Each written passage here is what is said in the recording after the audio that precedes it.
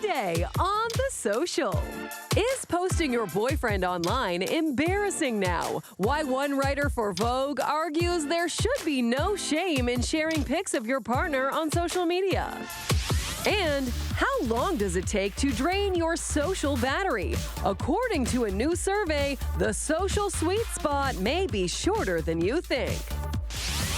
Then, supermodel Coco Rocha gives us the inside scoop on the launch of Project Runway Canada and shares tips on how to strike a pose. Plus, from rich stews to sweet treats, warm and comforting Filipino dishes made with quintessential fall vegetables, perfect for cooler weather. It all starts now on The Social.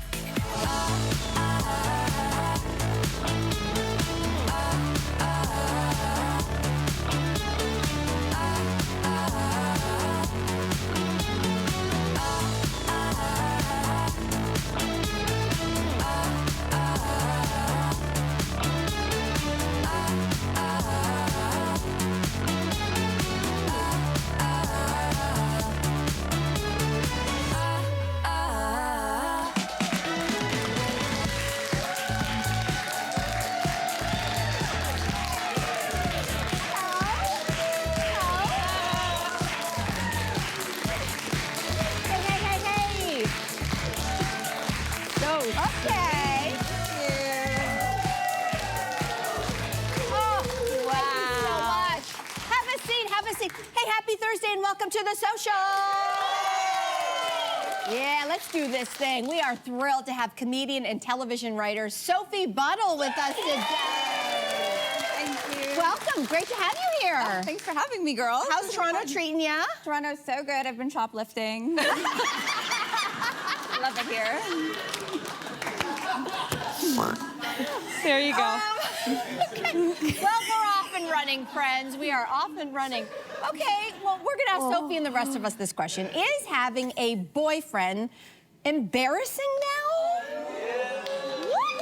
Oh my gosh, a lot of you are saying yes. So Vogue is pointing out that there has been this kind of shift in the way that people are showcasing their relationships online. Women are now obscuring their partner's face, for example, when they post, or opting for something a little more subtle, like, oh, a picture of his hand on my hand on a steering wheel. Oh, but no face. No. But no face. So the writer says that women are trying to straddle two worlds. They don't want to be seen as boyfriend obsessed, but they still want the clout that comes with having a boyfriend.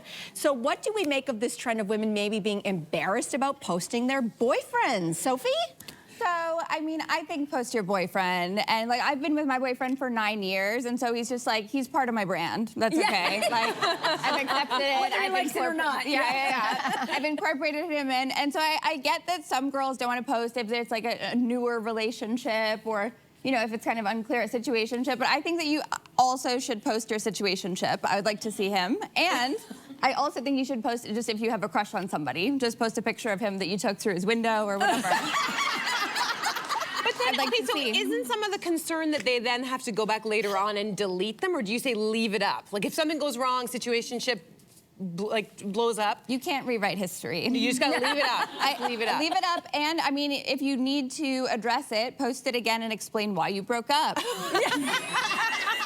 And if it was like a messy breakup, post a picture of his credit card. Like, I think the answer is always posting more. Full disclosure, Sophie Buddle and full disclosure. Yeah, but I do post my boyfriend. I think that we have, I'm proud of my boyfriend, you know, and so I think that we brought a picture. Do we have a picture? Oh, Okay. Oh, Yeah. that's the hands. I love to post my boyfriend. Okay, so you do, but you do. Handsome. You do. Yeah, he's got very nice hands. Yes. Do you normally post very his nice face or no? hands. Okay. Do we have Is it another more- one? Do we have another one? This is a good picture of him, I think. Yeah, Let's that's see. really nice. And then you can see, Oh, he's in the- You can see his neck, I think, a Oh, little. that's so nice. So you're doing this thing. So is he kind of like a mystery? He's heavily featured, in my opinion. Okay. So. Ladies, are we posting the next? That was amazing.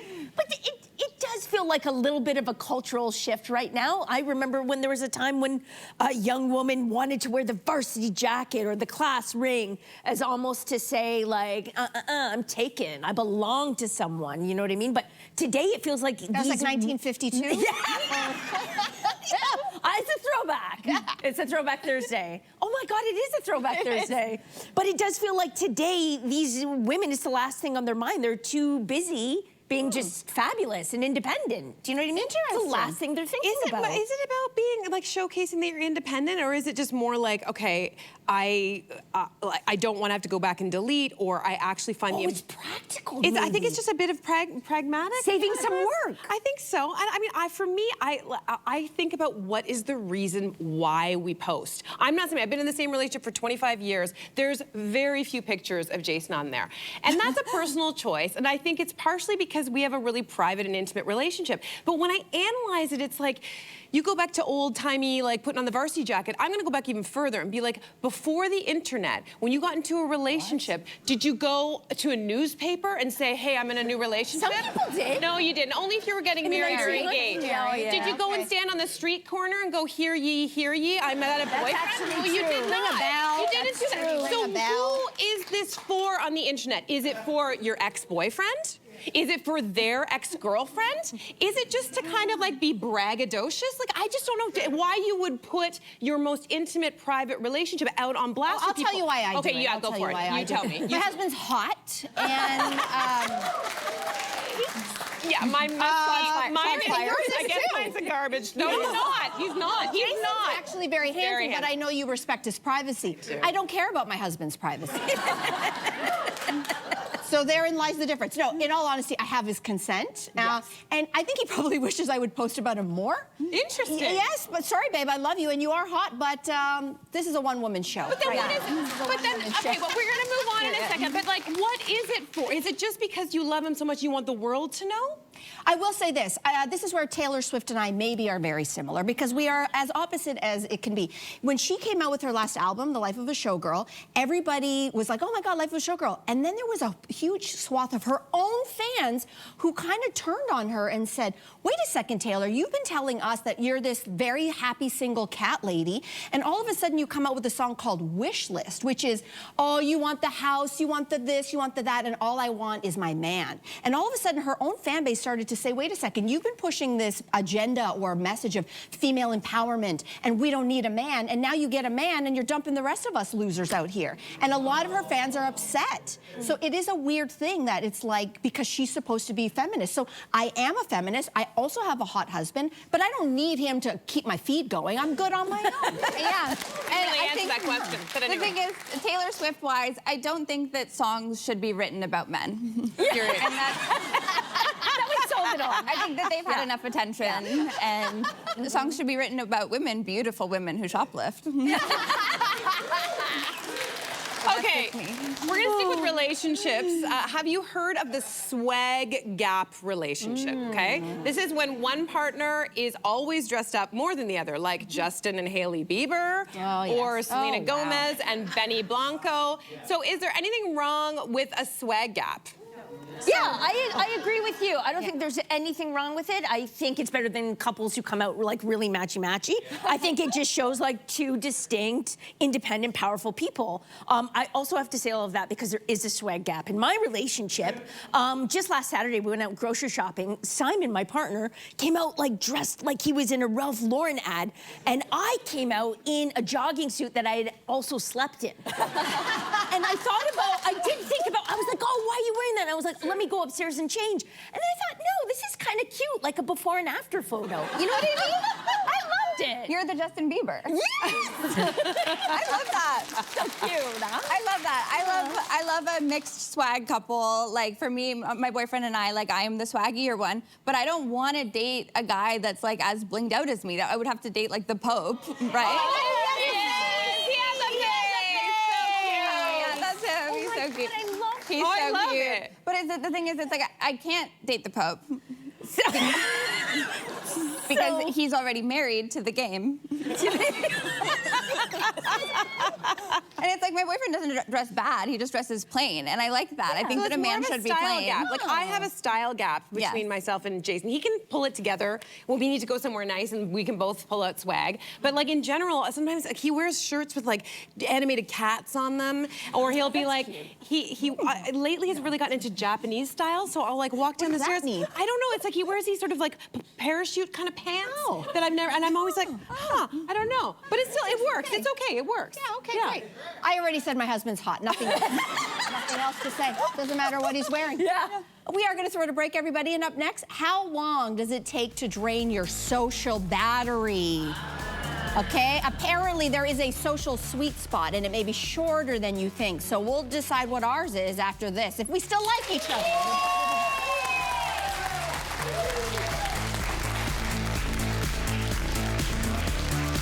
Tomorrow on The Social, it's giving Clueless. 90s beauty trends are making a glam comeback, and Bahar Nirawala shows us how to get in on the trend. Next week on The Social, she's bold, beautiful, and never afraid to share her truth. Gigi Gorgeous joins us with her take on the stories of the day.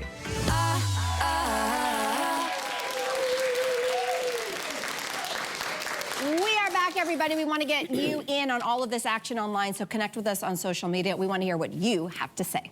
If you often leave a social gathering feeling really, really exhausted, this next one is for you. Because Hinge surveyed more than 10,000 participants and found that 38% of people are socially exhausted after just 2 to 3 hours of hanging out. So we want to sort of talk about how do you know when your social battery has run out? Are there signs? Yes. Like, Yeah, it's funny. Just as you were reading that, I was like, oh, there's another double. Like, I'm thinking of now The Social, like actually the show, and I know I'm out right after the show. I'm drained.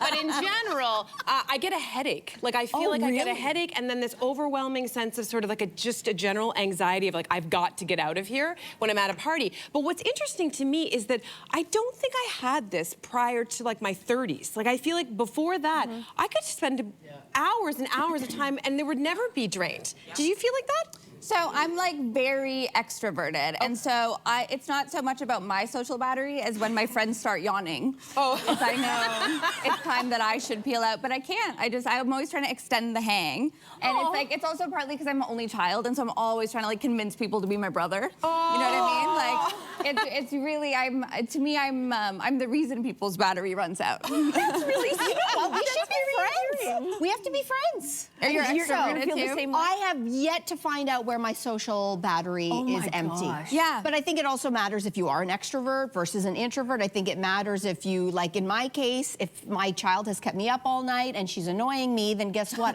Maybe my battery might be a little bit more taxed, but I have yet to find that. You were with me this weekend. I held a retreat this weekend. We had 100 women who came out to my retreat, and I was very excited about that. And I was very nervous that maybe is there going to be enough energy? Can I keep up with meeting so many amazing women? And I thought, okay, I got to ration myself. My husband, Ryan, was like, take care. Here's what I learned. I didn't have the end to my social battery because it's not just what you give, it's also what you get. I got so much love and warmth and connection and affection. It just kept... I was like an EV car, and I just like plugged in, and they just kept my battery up here. I should be exhausted today. And you know what? I am as full as ever. That's very cool. That's very cool. Yeah. I think you and I are similar in this way. I'm just kidding. My social, there's a sign. It's when I don't know what the next words out of my mouth will be, or even what the words mean. And it's kind of like jazz. You know what I mean? It's like, oh, what's coming up next? I don't know, but I better go. Because it could be very scary what comes out next. Like, I just don't know what's going to happen. To me, that's part of the fun of social interactions. Like, especially, it's like, yeah, of course, if somebody's annoying you or it's your kid, like, that's, you know, going to drain your battery a little bit faster. But you just got to spice it up. You know, you can abuse stimulants. There's so many ways to have fun in even boring interactions. I have Red Bull in my veins. Oh, God. Oh, yeah, I see like that. Okay, we're going to move on to this. because someone wrote to Dear Prudence saying they've avoided learning how to drive, and now at 26 years old, it is causing her a lot of problems. So Sophie, is there an adult skill that you wish you learned at a younger age? So, yes, I also do not have a driver's license. Wow. Hey. I know, people, thank you. Thank you. We get where we need to be, though, right? And I think How? it actually... How do you get there? Well, it goes with the social battery thing, too, where it's like you got to dance for your dinner. Like, if I'm trying to get a ride home, I got to have a funny story in the car. Yeah. It also makes you more extroverted because you're, like, trying to make a friend at the event so that you can get a ride home. Yes. And I also am, like, worried because I have, like, pretty crazy ADHD. I'm sure nobody can tell. But I am always worried that I'm going to learn to drive and then I'm going to get distracted. And I was, like, talking about it with my boyfriend. I was like, when you're driving, when do you look at birds? And he was like, I don't look at birds. Yeah. And I was like, okay, because as it stands, when I'm in a car, the whole time I'm looking at birds. And then I talked to some of my girlfriends, and they were like, you can look at birds. You can absolutely get lost in a bird. I think it's good that you don't maybe have a driver's license, maybe. You're making a sacrifice, essentially, though. Then can I have a ride home? Yes, we will give you a ride home to LA. You know what I wish? I wish I had learned about the stock market earlier. Like, does anyone else? I had an uncle when I was growing up who would always have the TV on and be, you know, reading about it and whatever. And I thought, oh, that looks boring. And I never thought I could have asked him a million and one questions at that time and sort of got a sense and then got in early. Instead, I just left it to a financial advisor. And I feel like I would be a lot better off if I don't think it's earlier. that. I think that there are a lot of idiots who know a lot about the stock market. And I feel like it's been left out just as a kind of... They purposely leave women out. Yes, exactly. And that makes me mad. How about you? I feel the same way about fitted sheets. Like I've never, if someone had taught me how to properly fold one as a child, still to this day, I've watched so many of those videos, how to fold your fitted sheet, your fitted bed sheet. And you would watch your uncle hang around folding fitted sheets and you didn't care. Exactly. Yeah. But it still comes out looking like it was in a bar fight. Like it's so absurd. I just wish someone could still show me that, not only as a child, but as an adult. Interesting. Yeah. I think there's a gender component to this because right away when I read this story, I said, I'm so lucky I had the dad that I did. He raised my sister and I genderless. He's like, it doesn't matter if you're a girl or a boy, you're gonna learn how to change a tire, check your oil, do a basic car maintenance, drive stick shift. I can drive stick shift, I can drive trailers, I can drive ATVs, I can drive snowmobiles. You know, I can give you lessons, Sophie. I can do all of these things. I would take a ride. Yes. But, you know, I will say this, I feel so useful, but a lot of people don't purposely teach girls how to change a tire. Why is that? They don't teach girls how to check oil or even to fill our windshield washer fluid. They don't teach enough boys how to clean up and cook. That's a good point. Clean That's a their- good point. So I do think there's a gender component to this. So let's break the stigma, and everyone is able to learn everything, all these life skills. I don't know. I don't want to know some of those things. I don't. I'll admit it. wants to look at birds. I want to look at birds. I'm with you. Looking at the birds. Call me if you break down on the Okay, side of the bless road. you, I will. I think if you have long nails, it's a good message to the world that's like, I can't help you. Yeah. I need help. Oh my gosh, after the break, everybody. When you walk into a store, do you like being greeted? Why one retailer's smile policy has some shoppers cringing a little bit when we come back. We'll be back. Red.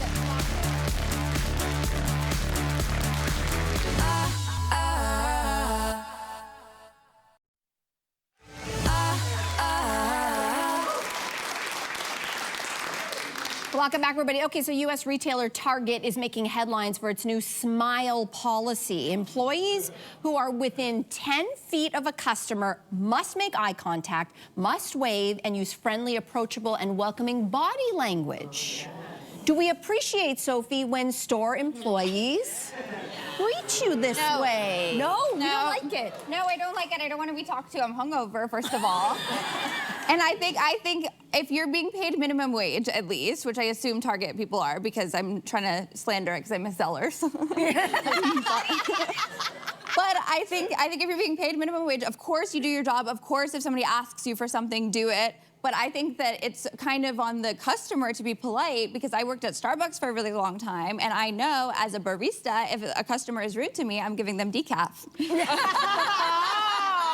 Hot tip. That's very interesting. You mentioned that place because I just read that their numbers have gone down a bit, so they're making this huge corporate push to make sure all of their staff are super, super welcoming. And I noticed it for the first time when I walked into one on Monday morning, and you could practically smell like the head office, you know, the power of the head office making them happy. It was just being inundated with kindness, with sweetness, but it felt artificial. And again, I don't put it on them. They have been told to do so, but it made me feel really uncomfortable. Yes. It was weird. I just went to return something at a store down the street, and I opened the door, and there were 2 younger people, and that's significant because younger people never pick their face out of the phone anymore. And there's a whole generation that has no idea how to read body language or make eye contact, because they might, you know, all be looking at the birds or what, and the phone. I'm not sure. Your nails. And your nails.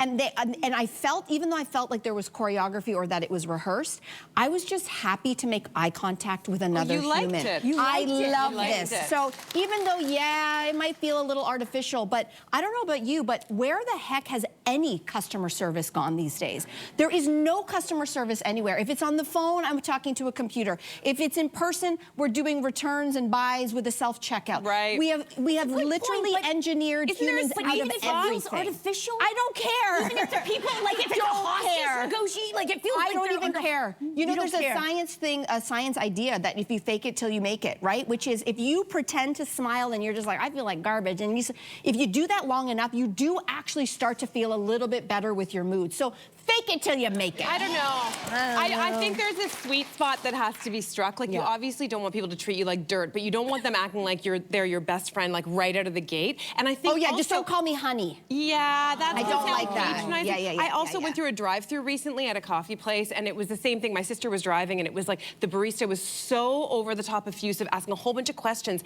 and wasn't even listening to the responses. So my sister had to repeat. She's like, you know, I just told you what we were doing this weekend. You asked again.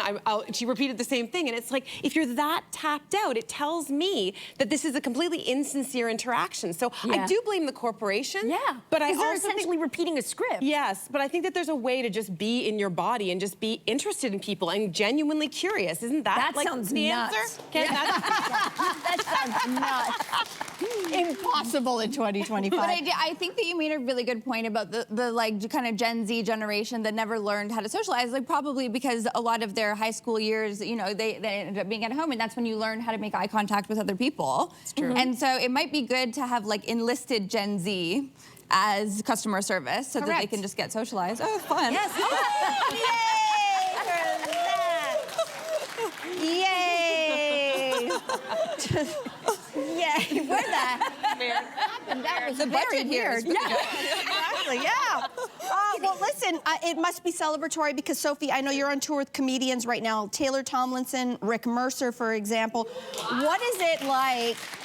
This is a fun crew. What is it like being on the road? Which, you know, road life must be hard, but what's it like spending the time with all these folks on tour? It's so great. It's so great. Because, yeah, I am always on the road, and usually I'm by myself. I'm in a hotel room eating chicken wings, like in my eating bed. I always ask for the 2 beds in the hotel room so that I can the dining bed, the sleeping bed. And so it is really nice to be on the road with friends. It just, like, it changes the whole experience. You feel like you're at camp. You know, you get closer. Because when you're in whatever city you live in, there's always like errands on your mind or the other things you can be doing. But when you're in, you know, a boring city or like a place where there's not a lot going on and you're just there with your friends, you get to truly connect and make eye contact. Yum, yum, yum, yum. Yeah, it's really beautiful. Well, Sophie, I know this is your first time here, but I know it ain't the last. You can have to come back. Thank you so much for coming. Thank you. Oh my gosh, my pleasure. Well, I Thank you. did steal the keys to the building. See you tomorrow. All right, see you in my office tomorrow morning. You're gonna wearing all your clothes. And you're wearing all my clothes, exactly. You are gonna have to jump on a wait list if you're trying to see Sophie here in Toronto, unfortunately, but good for her. But she is gonna be in Ottawa Friday, December the 19th, and Saturday, December the 20th. That's a nice, fun road trip. If you'd like more information, head to comedybar.ca. That's going to be a good show. All right, let's take a break, everybody. And then supermodel and Project Runway host Coco Rocha is here next.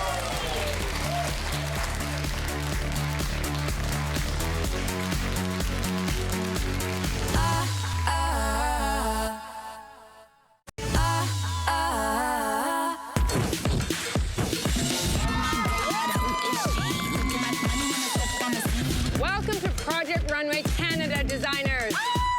This is real. Oh my God. This is gonna be fun. This is actually happening.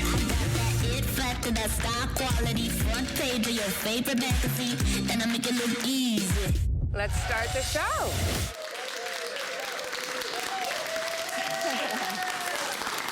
All right, everybody, that was a clip from Crave's newest 10-episode series, Project Runway Canada, the Canadian adaptation of the globally renowned fashion competition series. Our next guest has graced the runways of every major fashion designer and appeared on countless international magazine covers. Please welcome host and executive producer, supermodel Coco Rocha! Coco, we're so glad to see you again.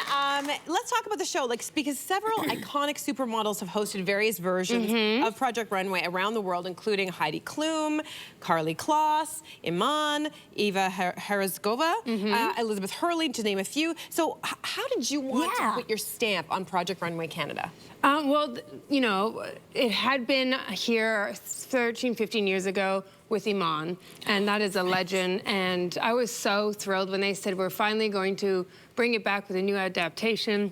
And I felt like this was the perfect time because, you know, Canada being so proud Canadian, everyone's very like, how can I do something better here? Yeah. And I think this was a great way to shine a light on, like, you guys, we have such great talent. And I don't think people understand that. No. Because a lot of us feel like after we work to a point, we feel like we have to go somewhere else in order to get sort of like the approval. That's right. And I wanted really so much to come back and be like, no, look, there's world-class designers right here in Canada, and our first episode is tomorrow, and I'm actually very excited for everyone to see it because I'm proud of these. They're like my kids. Some of them are older than me, but they're still my kids. And they really did a good job, and I hope people really understand like what we have here is very special. Oh, I love Great answer, my God. So, before it launches tomorrow, we want to let people know the series features 12 Canadian designers. They're going to be sewing through a series of challenges. All of this is a chance to win $100,000. Correct. And a coveted feature spread in Elle Canada magazine. Now, a lot of these, some may be known, or they certainly have already accomplished quite a bit in this country. So, what is it going to take for us, you as a judge, for someone to really have to stand out? Yeah, I mean, I'm always going to have it with the lens of a model and what my experiences are with designers. And one thing is models are muses to designers, should be, but there's this relationship. And I think that when a designer has a relationship with their customer or a model or anyone, there's that feeling of like, wow, you make me feel special, you make me feel one of a kind. But there's also the design element of it all, like to have your own spin on things and also feel in control of it. In this world of too many people's opinions on social media, designers do get lost. There's too many chefs in the kitchen, people telling them, that's not right, that's not it, and they start to not trust themselves. So you will see through this competition where there's this process of they believe in themselves, and then there's moments of like, I don't know anymore if I really feel like this is me, and then there'll be these bright moments again. And it really shows people, like, this is how a designer really goes through the process of just, sometimes they don't trust their gut, and you'll watch that through this. Oh, wow, the whole human gamut of emotions there. Hey, can we go back to 2013? Okay. Because... Let's go back there. Let's go back, because you, Coco, were pivotal in the passing of legislation in New York State that would ensure underage models are protected under child labor laws.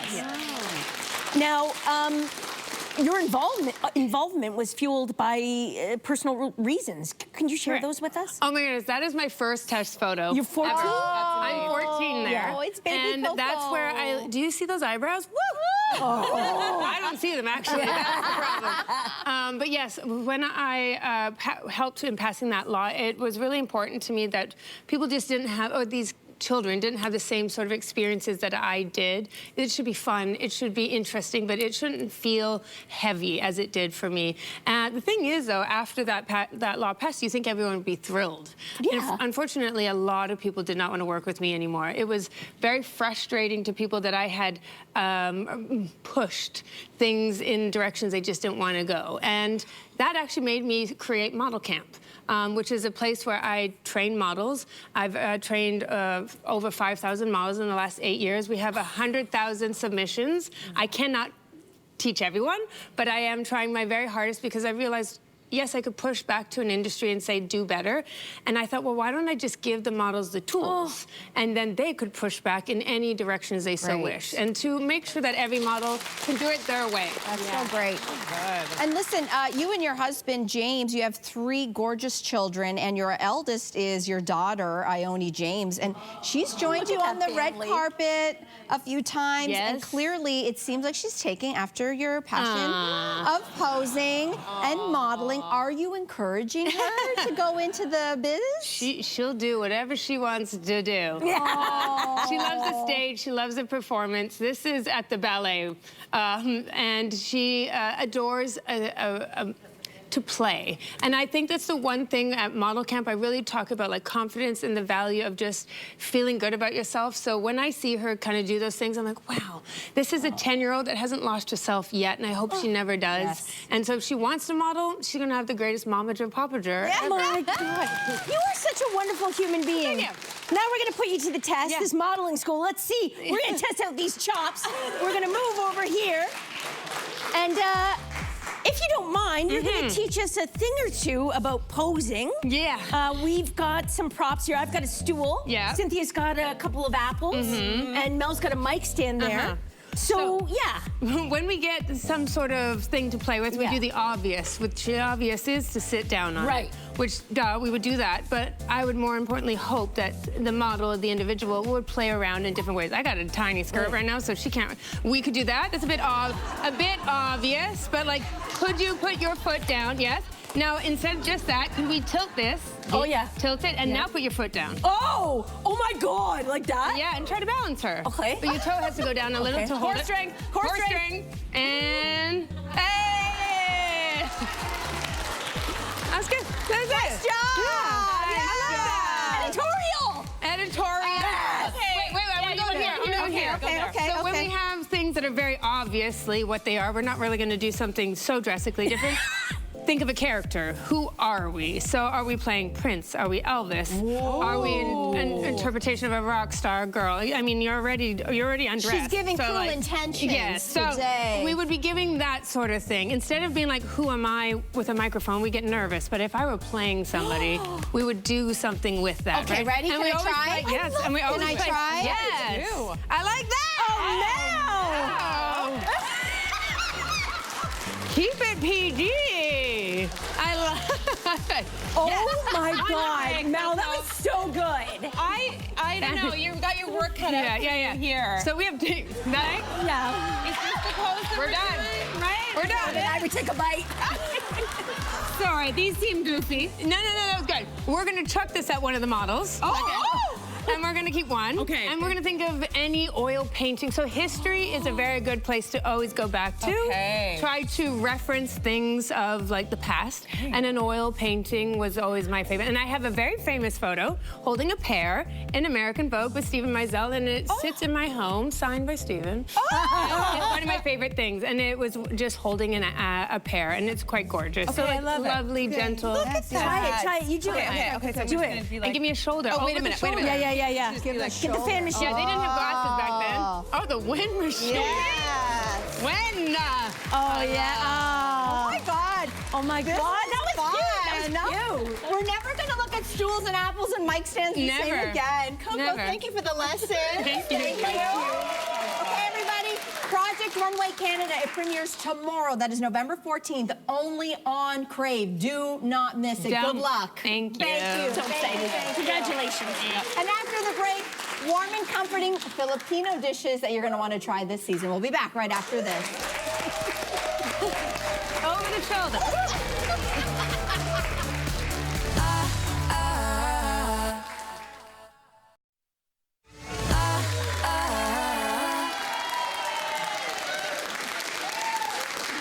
Welcome back. Our next guest is a food writer and author who adds her own vegan twist to the rich culinary scene of the Philippines. Oh my goodness, my mama's country. Well, today she is back to share some beloved Filipino dishes to help you stay warm and full this fall season. Please welcome back to the show, Rhea Elshario McEwen. Welcome back.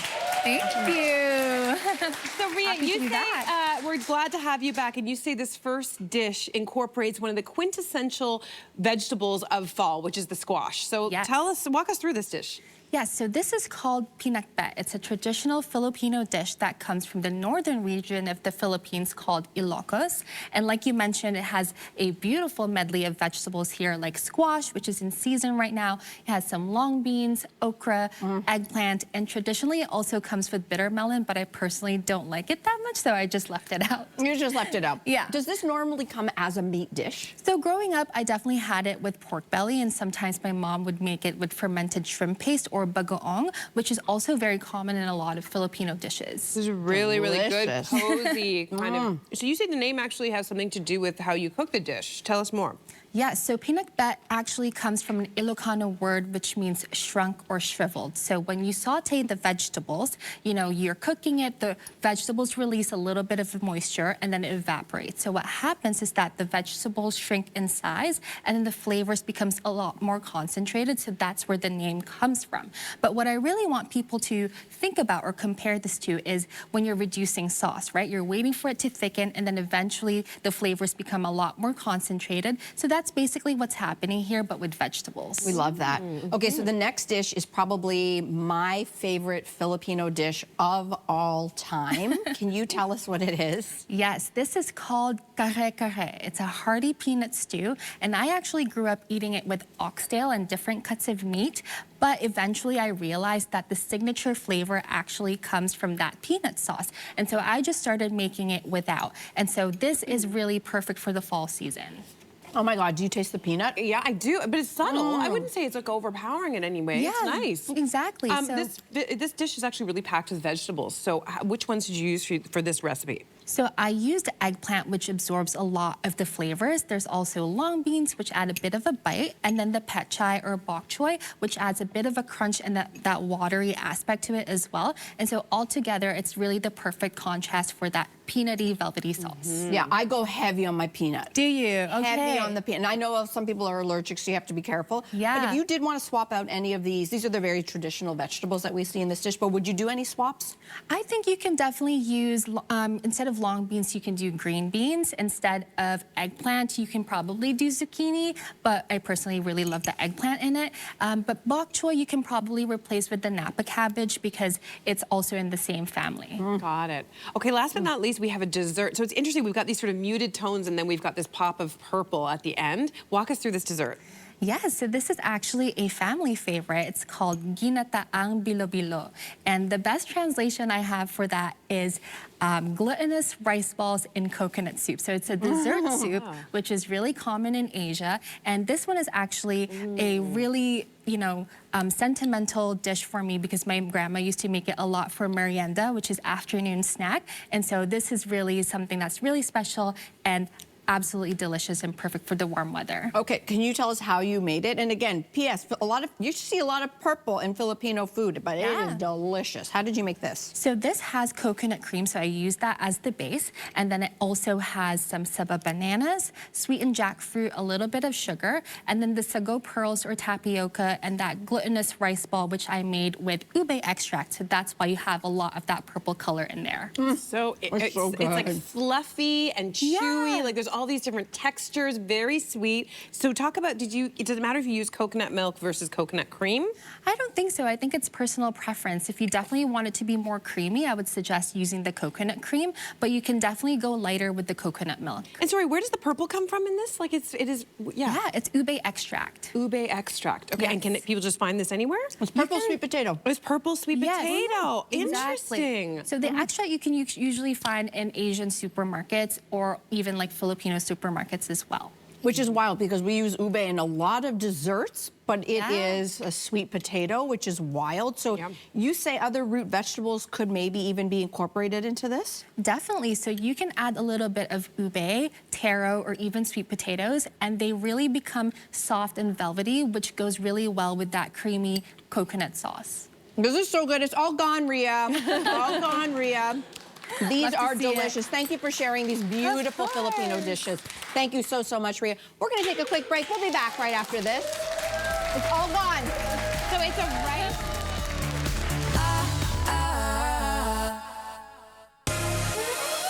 This is probably one of my favorite food segments in the history of the show. Things are heating up in our kitchen. The last thing I debearded was my chin last night. Tips from some of the world's brightest culinary stars. Tavola a mangiare. And tricks to save at the checkout that never skimp on taste. I've never had a cauliflower this good in my life. Sorry, I'm not It's familiar, but elevated and exciting. See what we're cooking up this season on The Social.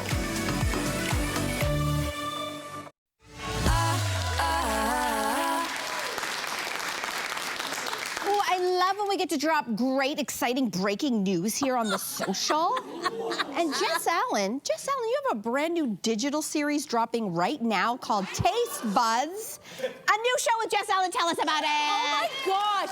Well, before we say hello to the new show, maybe we should say goodbye to the old show, Caftans in the Kitchen, R.I.P. But that started during the pandemic, and it grew into something so beautiful. And I want to thank everyone who joined in and chimed in during those kitchen adventures. It meant a great deal. But Taste Buds. Taste, what does that name mean? Comma. Taste Buds, you know what? The origin story is incredible. One of our producers, Alex, came up. We were brainstorming ideas of what this food-related YouTube show could be. She was like, Taste Buds. And I'm like, yeah, great. But what about Taste Buds? Because, fun little fact, I call everyone here Bud at work, in the hall, like, hey, Bud, hey, Bud. And so that became a thing. I added the comma. Oh, my God. Oh, my God, the power of the comma. But it's kind of all about, like, cooking up laughs and comfort and connection, maybe with a side of chaos. Kind of like Caftans in the Kitchen's, like, older, maybe more mature sister, but maybe not, but a sister who gets more help, like more help than just her cat and her partner at home. And there'll be like longer like episodes that'll be like interviews, thoughtful interviews that'll dig deep into nostalgia and comfort food. There will still maybe be like some solo episodes where, because the live thing is so much fun, so we'll have some live still. And then we'll also have cheap thrills. Cheap thrills literally, like how to save us all money in the kitchen, but cheap thrills as in just fun. Take a look at a clip from the first episode. We do have one problem, too, though. May I see your handcuffs? Yeah. Oh. This is getting exciting. Because there is one thing. You are technically meant to be arrested for impersonating officers. While the interview was fantastic. You have the right to remain silent. You know, give me your hand. Anything you say can and will. Yeah. See how smooth that was? See how smooth that cuffing was? Aw. All right. Thank you so much.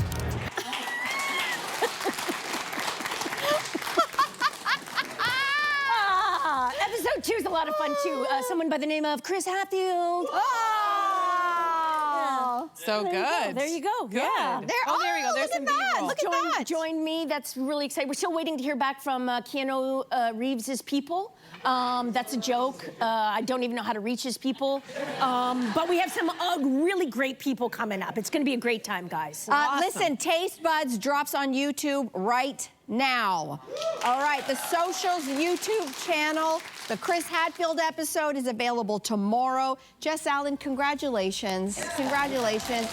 Bi-weekly on YouTube. See you tomorrow, everybody. Take care.